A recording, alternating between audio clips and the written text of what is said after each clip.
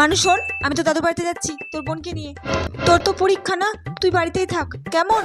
তোর বোনকেও রেখে যেতাম, কিন্তু ও থাকলে তো তোকে জ্বালাবে, পড়তে দেবে না, সেই জন্যই নিয়ে যাচ্ছি। মা বোন থাকুক, আমি একা থাকলে ভয় পাবো। তা ঠিক, ঠিক আছে ও তাহলে থাকুক। ঠিক আছে আমি আসছি। এই দিদি, মা কোথায় গেল রে? মা চলে গেছে রে। কি? মা আমাকে না নিয়ে চলে গেল? প্ল্যান করে মাকে বললাম তোকে রেখে যেতে। হ্যাঁ কেন?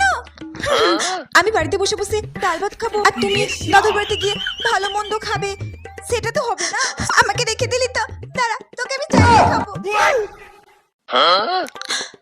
এই দিদি, আমার না খুব খিদে পেয়েছে, আমার জন্য কিছু খাবার বানিয়ে আন না।